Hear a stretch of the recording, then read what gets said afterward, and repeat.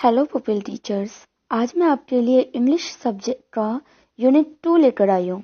हम already unit 1 complete कर चुके हैं पहली वीडियो में और ये आपके इंग्लिश का यूनिट 2 है। जैसा कि आप जानते हैं आपके इंग्लिश सब्जेक्ट में टोटल 5 यूनिट्स हैं, तो 1 यूनिट हो चुका है, सेकंड हम आज इस वीडियो में कंप्लीट कर लेंगे। इसका कोई पार्ट 1 या पार्ट 2 नहीं होगा, पूरा का पूरा यूनिट आप इसी वीडियो में कंप्लीट कर जाएंगे। अगर इसके बावजूद आपको लगता है कि इस यूनिट में कुछ भी छूट गया है तो आप मुझे कमेंट करके बताइए, मैं उसको भी कवर कर दूंगी। तो चलिए शुरू करते हैं। यूनिट 2 जिसका नाम है language skills, listening and speaking. अब लैंग्वेज स्किल की बात हो रही है। जैसा कि आप जानते हैं कि इंग्लिश और हिंदी ये दोनों ही सब्जेक्ट हमारे लिए डीएलएड में क्या होते हैं, लैंग्वेज कोर्स होते हैं, है ना, लैंग्वेज सब्जेक्ट होते हैं। तो हम इसमें भाषा पे ही जोर देते हैं। तो आज जो हमारा है यूनिट, इसमें हम क्या करेंगे, इंग्लिश लैंग्वेज को सीखेंगे या उसके कौशल को समझेंगे। तो जो सबसे पहले जो आपका टॉपिक आता है वो है आपका language skills objective and types. कि जो हमारा लैंग्वेज स्किल है, भाषा है, जो उसका कौशल जो है, उसके उद्देश्य क्या होते हैं और टाइप्स क्या होते हैं, वो किस प्रकार से काम करता है। तो सबसे पहली बात कि language objectives are lesson objectives. कि जब हम भाषा के उद्देश्य की बात करते हैं ना, तो हम डायरेक्ट बात करते हैं लेसन ऑब्जेक्टिव की, यानी कि पाठ के उद्देश्य की। मान लीजिए आप बच्चों को कोई भी पाठ पढ़ाते हैं, यदि आप उसका उद्देश्य, उस पाठ में क्या कहा गया है, बच्चे को नहीं बता पा रहे हैं, तो भाषा का कोई भी उद्देश्य नहीं रह जाता। दूसरी बात, to achieve the goal of the lesson. मैंने जैसे पहले बताया, लेसन का जो गोल है, अगर हम वो प्राप्त नहीं करते, हम वो शिक्षा नहीं दे पा रहे हैं बच्चे को जो लेसन में था, तो हम लैंग्वेज का कोई भी इस्तेमाल नहीं कर रहे हैं ठीक से। And the objective involve the 4 language skills. अब जो लैंग्वेज स्किल्स होती है उसमें 4 तरह के हमारे पास ऑब्जेक्टिव्स आते हैं, जिसमें हमें क्या करना होता है, काम करना होता है या विकास करना होता है। जैसे पहला आता है स्पीकिंग। यदि हम अच्छे से स्पीक करेंगे ना, तो ही बच्चा सुनेगा। देन लिसनिंग, हमें बच्चे की बात भी सुननी होती है। रीडिंग, पढ़ना। राइटिंग, लिखना। तो बेसिकली ये 4 चीजें ही हैं जो आपको लैंग्वेज स्किल में उद्देश्य प्राप्त करने के लिए चाहिए। इसके साथ साथ आपके पास क्या आ जाएगा, vocabulary is as well important. कि जो हमारी वोकैबुलरी है, हमारे पास शब्दों की कमी नहीं होनी चाहिए। मतलब ऐसे शब्द होने चाहिए कि हम बच्चों को समझा पाए। एज अ पुपिल टीचर अगर मैं बात करूँ तो मेक कॉम्प्रिहेंशन, आपको जो है चैप्टर से अलग भी कॉम्प्रिहेंशन तैयार करना होता है बच्चे को समझाने के लिए। गिव इफेक्टिव स्पीकिंग, आपकी जो स्पीकिंग है वो इफेक्टिव होनी चाहिए कि सामने वाला सुने, ना कि वो बोर हो रहा हो। दूसरी बात, अब हमारा सेकंड टॉपिक आता है लिसनिंग। इसके कॉन्सेप्ट क्या है, इंपॉर्टेंस क्या है और ऑब्जेक्टिव्स क्या है एज वेल। तो यदि हम बात करते हैं लिसनिंग की, as an essential component of effective communication. कि जो एक अच्छा कम्युनिकेशन होना चाहिए, संप्रेषण होता है जो, उसके लिए सबसे ज्यादा जरूरी क्या होती है, लिसनिंग। क्योंकि हमारा टॉपिक क्या है, लिसनिंग। अगर हम सुनते नहीं है ना, तो फिर हम कॉम्प्रिहेंशन या फिर हम कम्युनिकेशन कैसे करेंगे। हमें ये नहीं पता कि टॉपिक क्या चल रहा है, टीचर क्या बोल रहे हैं या बच्चा हमसे क्या पूछ रहा है, तो हम आंसर भी उसी हिसाब से करेंगे ना। तो लिसनिंग जो है बहुत इंपॉर्टेंट होता है स्पीकिंग के लिए। उसके बाद crucial component of nursing care. Listening बहुत ज्यादा जरूरी है नर्सिंग केयर में भी। एज अ नर्स यदि हम ट्रीट करते हैं, देखो एक पेशेंट के लिए नर्स होती है, उसी तरह से हम क्या होते हैं, पुपिल टीचर या फिर टीचर स्टूडेंट्स के लिए होते हैं। हमें जो होता है उनकी केयर करनी होती है। तो बच्चा भी एक पेशेंट की तरह ही होता है एकदम। एक पेशेंट भी आपने देखा और बच्चे की तरह बिहेव करता है। तो बच्चा क्या कह रहा है, वो क्या कहना चाह रहा है, इस बात को हमें समझना जरूरी होता है। और as an important nursing intervention, same ऊपर वाला ही पॉइंट है ये भी, कि आपको जो है बहुत ही अच्छे से सुनना है, उसके बाद ही कुछ करना है। तो लिसनिंग बहुत ही इंपॉर्टेंट होती है। अब इसकी इंपॉर्टेंस को भी एक बार देख लेते हैं। लिसनिंग टू लर्न, हमें सुनना है क्यों, सीखने के लिए। जितनी बार हम सुनते हैं ना, उतनी बार ही हम सीखते हैं। कई बार हम बच्चों से सीखते हैं, कई बार हम अपने टीचर से सीखते हैं, कई बार हम अपने सहपाठियों या फिर साथियों से भी सीखते हैं। टू इवेल्युएट एंड एनालाइज, यदि हम सुनेंगे तभी हम इवेल्युएट कर पाएंगे और किसी भी चीज को एनालाइज कर पाएंगे कि आखिर में चीज है क्या, क्या फायदे हैं इसके, क्या नुकसान है। To understand feeling and emotions, अब किसी की फीलिंग को समझने के लिए, इमोशंस को समझने के लिए भी हमें उसे सुनना पड़ेगा, लिसनिंग करनी पड़ेगी। टू इफेक्टिव कम्युनिकेशन, मैंने पहले ही बता दिया कि कम्युनिकेशन अच्छा करने के लिए भी हमें सुनना होता है। Hearing is the physical ability, listening is a skill.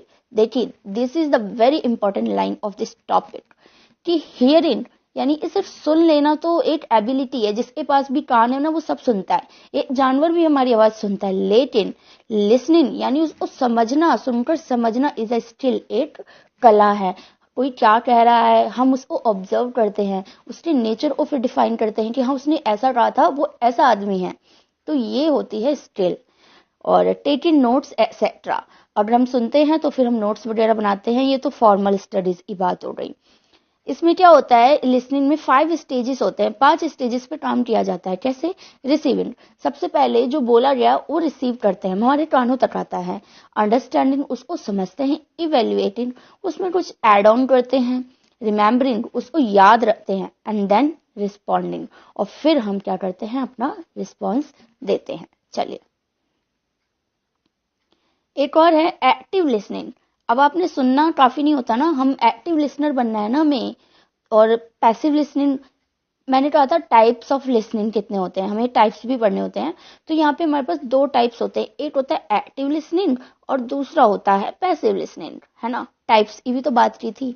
तो एक्टिव और पैसिव आप वर्ड से ही समझ जाएंगे। अब एक्टिव लिसनिंग क्या होता है, allows the listener to engage with the speaker and respond, कि जो सुनने वाला होता है ना, हमारा लिसनर जो होता है, हम उसको अलाउ करते हैं कि वो क्या करे, इंगेज करे जो उसने सुना है स्पीकर के साथ, और रिस्पॉन्ड करे, है ना। ये नहीं कि सिर्फ सुने जा रहे हैं, सुने जा रहे हैं, सुने जा रहे हैं, हम कुछ बोल ही नहीं सकते, हम कुछ एड ऑन ही नहीं कर सकते। By 3 main degree of the listening, कैसे? रिपीटिंग करेंगे, पैराफ्रेजिंग और फिर रिफ्लेक्टिंग। हम एक्टिव लिसनर तब होते हैं जब हम सुनने के साथ साथ रिस्पॉन्ड भी करते हैं। लेकिन जब हम बात करते हैं पैसिव लिसनर की, तो sit in quietly without respond, तो हमें क्या होता है, एकदम चुप शांति से बैठना होता है, और सिर्फ काम क्या है, सुनने का।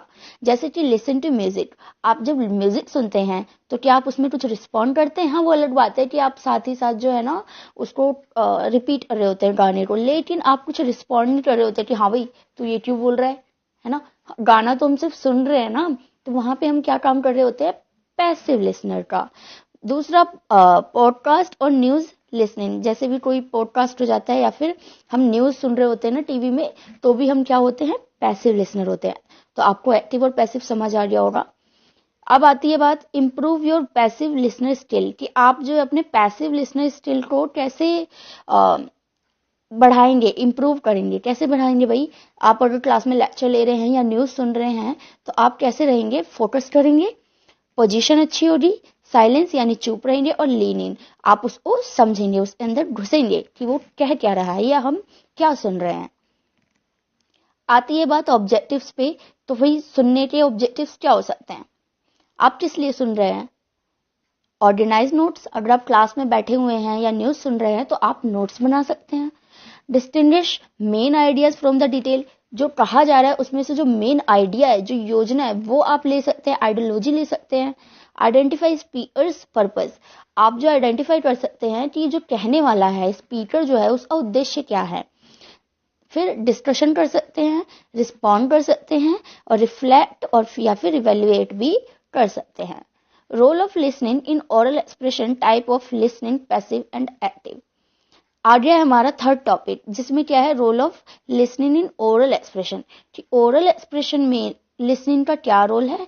टाइप ऑफ लिसनिंग हम ऊपर ही कर चुके हैं, पैसिव और एक्टिव, तो मैं अब ये दोबारा नहीं कराऊंगी आपको, जस्ट आप रोल ऑफ लिसनिंग देख लीजिए। तो क्या है कि ओरल कम्युनिकेशन जो होता है, जिसमें हम वर्बली बात करते हैं, are fundamental to develop literacy and essential thinking and learning. ये जो हमारा ओरल कम्युनिकेशन होता है ना, ये बहुत ही आधारभूत जो होता है, हमारी नीड होती है किस चीज के लिए, हमारी लिटरेसी और थिंकिंग पावर को इम्प्रूव करने के लिए। तो इसमें क्या होते हैं, 3 पार्ट्स होते हैं ओरल कम्युनिकेशन के। जब हम ओरली बात करेंगे तो 3 चीजें चाहिए, लिसनिंग, एक तो सुनने वाला होना चाहिए, स्पीकिंग बोलने वाला होना चाहिए, और रिफ्लेक्टिंग उसके ऊपर प्रकाश डालने के लिए, है ना।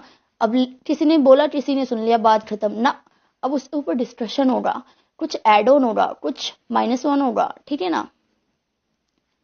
तो आइडेंटिफिकेशन, तो यही था हमारा ये वाला टॉपिक जो बहुत छोटा सा था। मैंने बताया ना इसमें पैसिव और एक्टिव तो हम पहले ही कर चुके हैं। अब आ गया हमारा फोर्थ टॉपिक इस यूनिट का, जिसका नाम है आइडेंटिफिकेशन ऑफ साउंड। आप साउंड को आइडेंटिफाई कैसे करते हैं कि किसी ने क्या कहा।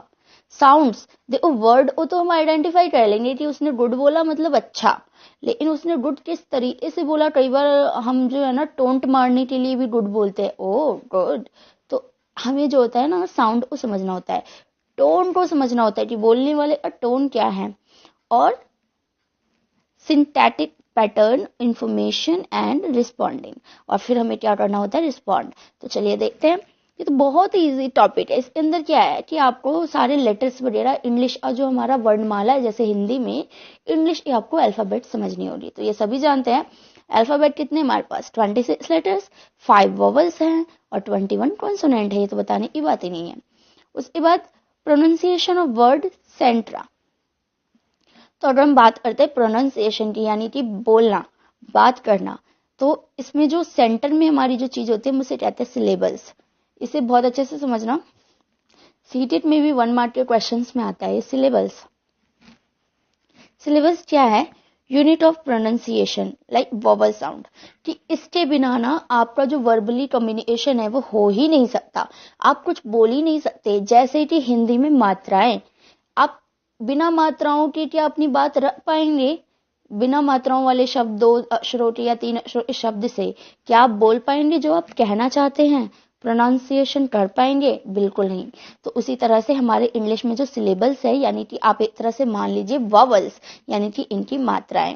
जैसे कि एग्जाम्पल ले लीजिए WA और फिर मैंने स्लैश डाला TER, वाटर।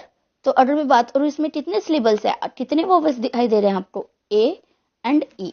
तो ये 2 सिलेबल से मिलकर हमारा क्या बन गया, वाटर। ठीक है। इसी तरह से इन्फर्नो, यहाँ भी हमारे पास कितने वॉवल्स है, 1 2 3। तो हमारे कितने सिलेबल्स हो गए, 3। आई होप आपको सिलेबल्स पता चल गया होगा। Next, the sound of spoken language are known as phonemes. कि जो साउंड होता है, जो आवाज आती है स्पोकन लैंग्वेज में जो हम बोलते हैं, उसी को हम क्या कह देते हैं, फोनीम्स कह सकते हैं, या फिर ग्राफीम्स भी कह देते हैं। ये कोई बड़ी बात नहीं है। इसका मतलब आप ऐसे समझिए, जब आप एक शब्द को बोलेंगे, सिलेबल्स आपको पता चल गया।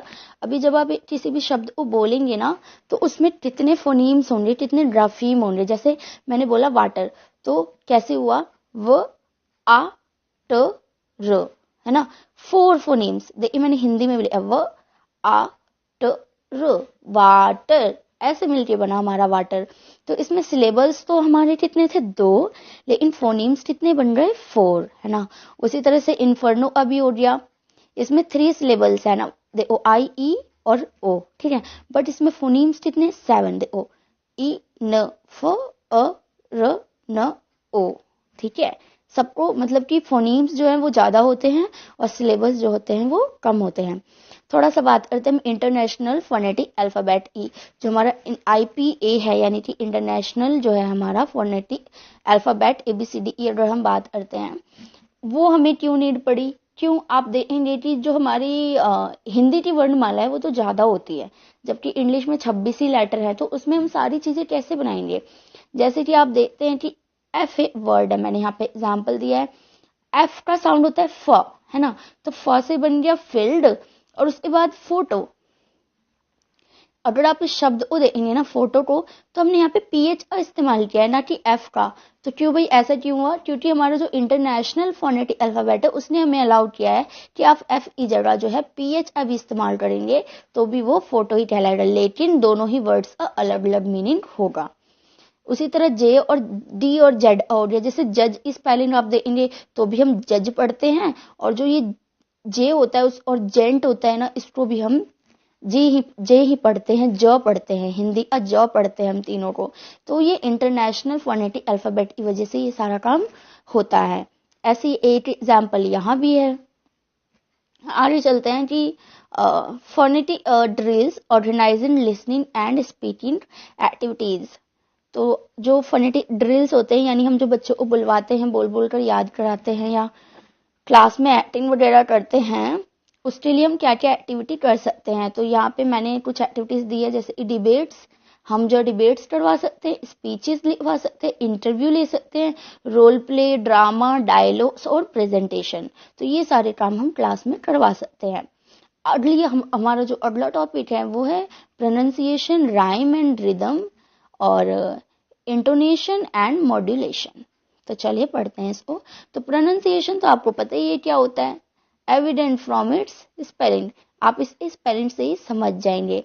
जैसे प्रोनाउंसिएशन का मतलब क्या होता है कि हम कोई भी वर्ड बोलते हैं, जैसे कि अप या फिर आउच, तो हम कुछ ना कुछ प्रोनाउंस कर रहे हैं ना। आगे चलिए, रिदम एंड राइम्स। अब रिदम और राइम्स क्या होता है और इसकी इंपॉर्टेंस क्या होती है, आपने अगर पोएम्स पढ़ी है ना तो इसे इजीली समझ जाएंगे। रिदम का मतलब क्या होता है, धुन, और राइम का मतलब तो आपको पता ही है, लय, है ना, हिंदी में लय कहते हैं। अब मैं फिर से बता देती हूँ आपको। राइम अगर हम देखें तो एंड ऑफ लाइन्स पोइट्री की, पोएम की जो लाइंस होती है ना, आप उसका एंड देंगे, टू वर्ड्स एंड्स, दो एंड्स देंगे, कैसे, विद सिमिलर साउंड। वो कैसे होंगे, सिमिलर साउंड होंगे, जैसे कि डेन, बेन, दैट, फैट, है ना। और अदर पोएम, आप बहुत सारी पोएम ले लीजिए आप, जोनी जोनी यस पापा, ईट इन शुगर नो पापा, है ना, telling lie no papa, open mouth ha ha ha, twinkle twinkle little star, है ना, how I wonder what you are. तो ये जो लास्ट के वर्ड एंड हो रहे हैं इन्हीं को हम क्या कहते हैं, राइम्स कहते हैं। और रिदम की बात की जाए तो ये ऑडिबल पैटर्न होता है। ऑडिबल यानी सुनने में आप धुन की तरह बोलते हैं, ट्विंकल ट्विंकल लिटिल स्टार, है ना। तो हम धुन बना लेते हैं गाने की तरह। इससे क्या होता है कि एलोंगेटिंग और ट्विस्टिंग द टंग, कि जो हमारा जो टंग होता है ना, हम इसकी सहायता से धुनों को निकालते हैं, साउंड प्रोड्यूस करते हैं। जैसे सिंगिंग, ये पोयम को गाते हैं। रीडिंग अलाउड, जोर से बोलते हैं, है ना। कंटिन्यूटी, लगातार बोलते हैं। टैप और क्लैप, हम क्या करते हैं, तालियां बजा रहे होते हैं। और ऑडिबल पैटर्न, हम क्या करते हैं, धुनों को अपने मुंह से निकालते हैं। तो क्या होता है कि both rhyme and rhythm are important for poem reading, कि जब आप एक कविता पढ़ा रहे होंगे ना, पोएम, तो ये दोनों ही चीजें बहुत ही इंपॉर्टेंट होती हैं। चलिए आगे चलते हैं, इंटोनेशन। अब इंटोनेशन की हिंदी क्या होती है, सीधे सीधे शब्दों में आवाज का उतार और चढ़ाव। कब आपको आवाज तेज करनी है, कब कम करनी है, और कब मीडियम रखनी है। मॉड्यूलेशन क्या होता है, लय का उतार चढ़ाव, कि आपको जो है, आप जो टोन इस्तेमाल कर रहे हैं उसको कम और ज्यादा कैसे और कब करेंगे, और इनकी क्या इंपॉर्टेंस है। तो क्या होता है इससे कि effect in speech by loudness, pitch, cadence, lift of voice and pauses, कि जब आप स्पीच दे रहे होंगे तो उसमें आप कभी कभी लाउड हो जाएंगे, आपकी पिच लाउड हो जाएगी, कैडेंस हो जाएगी, लिफ्ट ऑफ वॉइस हो जाएगा, एंड पॉज, कई बार आप बीच बीच में पॉज भी लेंगे, यानी कि थोड़ा सा विराम भी लेंगे। Sound pleasant but not like music, कि जो आवाज है वो अच्छी होनी चाहिए लेकिन म्यूजिक की तरह नहीं, क्योंकि स्पीच और म्यूजिक, पढ़ाई और म्यूजिक में थोड़ा तो अंतर रखेंगे ना। उसके बाद पंक्चुएशंस आर इम्पॉर्टेंट, बिल्कुल। Tones to express emotion, surprise, queries and request, कि जो टोन होगा वो क्या एक्सप्रेस करेगा, हमारा इमोशंस को। जैसे अगर हम कोई सैड वाली चीज पढ़ रहे हैं या बोल रहे हैं तो उस समय हम ऐसे स्माइली या हंसता हुआ फेस तो नहीं कर सकते ना। और सरप्राइज होंगे तो आप सरप्राइज वाला रिएक्शन भी देंगे कि आप सरप्राइज हो गए, है ना। उसके बाद ये चीजें थी। अब देखिए क्या है इंपॉर्टेंट लाइन की, intonation and modulation both are important for the verbal communication. जब हम वर्बली बात कर रहे होते हैं ना मुंह से, तो ये दोनों ही चीजें बहुत इंपॉर्टेंट होती हैं। आगे चलता है पंक्चुएशन, जिन्हें हम चिन्ह भी कहते हैं। हिंदी में क्या कहते हैं हम लोग, चिन्ह। कौन कौन से हो सकते हैं, full stop, comma, question mark, ये एग्जाम्पल दिए। और भी होते हैं ब्रैकेट वगैरह, तो ये तो आप ऑलरेडी फेमिलियर होंगे इनसे, तो सबको लिखने की जरूरत नहीं है। फुल स्टॉप आपको पता है कि एंड ऑफ सेंटेंस में लगता है, और क्वेश्चन मार्क आस्किंग क्वेश्चन में लगता है, और कॉमा लगता है सेपरेटिंग एलिमेंट्स को सेपरेट करने में। नेक्स्ट जो हमारा टॉपिक है वो है oral expression, concept, importance, objective and types. कि ओरल एक्सप्रेशन यानी कि ओरली जब हम एक्सप्रेस कर रहे होते हैं या बात कर रहे होते हैं या कुछ बोल रहे होते हैं, तो वो क्या होता है, उसकी इंपॉर्टेंस क्या होते हैं, उसके उद्देश्य क्या होते हैं, उसके टाइप क्या होते हैं। तो the process of verbally transmitting information and ideas from one individual और ग्रुप टू अनदर। सबसे पहली बात, कॉन्सेप्ट क्या है, होता क्या है ये, कि वो प्रोसेस है जिसमें हम वर्बली ट्रांसमिट करते हैं। वर्बली यानी मुंह से बोलकर एक स्थान से या फिर एक आदमी से दूसरे आदमी या फिर पूरे ग्रुप तक अपनी बात को पहुंचाते हैं वर्बली बोलकर। इसके टाइप कितने होते हैं? 2, फॉर्मल एंड इनफॉर्मल। फॉर्मल और इनफॉर्मल वर्डों से ही आप समझ जाएंगे। फॉर्मल में क्या होता है? फेस टू फेस कन्वर्सेशन होती है। सॉरी, ये थोड़ा उल्टा हो गया। जो फॉर्मल है ना वो ये रहा और जो इनफॉर्मल है वो ये रहा। तो सबसे पहले बात करते हैं फॉर्मल की, तो उठ के इधर आ जाइए। जब हम फॉर्मल कर रहे होते हैं ना एक्सप्रेशन ओरल, तो वो क्या होता है? हम प्रेजेंटेशन में करते हैं। जब हम कहीं पे प्रेजेंटेशन देते हैं या तो अपने टीचर के सामने या तो किसी क्लास में बच्चे के सामने, तो वो क्या होता है? हमारा फॉर्मल ओरल एक्सप्रेशन होता है। या तो ये क्लासरूम लेक्चर भी हो सकता है और स्पीच भी हो सकती है, ठीक है। और इनफॉर्मल की जब हम बात करते हैं तो ये क्या होता है? फेस टू फेस कन्वर्सेशन होती है इसमें। जैसे आप अपने दोस्त से बात कर रहे हैं ना आमने सामने, या फिर टेलीफोन पर कन्वर्सेशन कर रहे होते हैं। आप टेलीफोन पर किसी से बात कर रहे होते हैं तो आप इनफॉर्मली बात करते हैं ना, अपने रिलेटिव से बात करते हैं या अपने टीचर से भी कई बार आप बात करते हैं, आप कैसे हैं, हेलो, हाउ आर यू। तो ये इनफॉर्मल बातें होती है। डिस्कशन भी हमारा इनफॉर्मल में ही आएगा। आगे इसका इंपॉर्टेंस क्या है कि फाउंडेशन फॉर स्टूडेंट लर्निंग, है ना। जो हमारा ओरल एक्सप्रेशन है, ओरली आप जाइए किसी क्लास में, आप चुपचाप खड़े हैं बोर्ड पर लिखते जा रहे हैं, तो क्या पढ़ाई हो पाएगी? तो ये फाउंडेशन फॉर स्टूडेंट लर्निंग है। अगर हम छात्रों को पढ़ा रहे हैं तो हमारे लिए ओरल एक्सप्रेशन बहुत ज़रूरी है। असेंशियल फॉर लिटरेसी लर्निंग, अगर हम लिटरेचर पढ़ा रहे हैं, किसी भी हिंदी या किसी भी विषय या साहित्य पढ़ाते हैं, तब भी हमें क्या करना होता है? ओरल एक्सप्रेशन लेने ही होते हैं। सक्सेसफुल यूज ऑफ लैंग्वेज, अगर आप ओरल एक्सप्रेशन का इस्तेमाल कर रहे हैं तभी आप किसी भी लैंग्वेज को सक्सेसफुली बता पाएंगे। लेस द लैंग्वेज डिफिकल्टी, ये जो ओरल एक्सप्रेशन होता है वो क्या कर देता है? लैंग्वेज की जो परेशानियां होती है ना, किसी भी नए भाषा को सीखने में जब हम दिक्कतें आती हैं उसको कम कर देता है। इम्प्रूव स्पीकिंग एंड लिसनिंग, ये हमारी स्पीकिंग और लिसनिंग को भी इम्प्रूव करता है। आगे चलते हैं मोड ऑफ ओरल एक्सप्रेशन, कि जो हमारा ओरल एक्सप्रेशन है इसके मोड्स क्या क्या हैं। तो पहला है 1-to-1 स्पीकिंग, कोई एक बंदा किसी एक बंदे को बोलता है ना। टीचर टीचर को बोल रही है, या स्टूडेंट स्टूडेंट को बोल रहा है, या स्टूडेंट टीचर को बोल रहा है, या टीचर स्टूडेंट को बोलता है ना, ओरल एक्सप्रेशन है ना।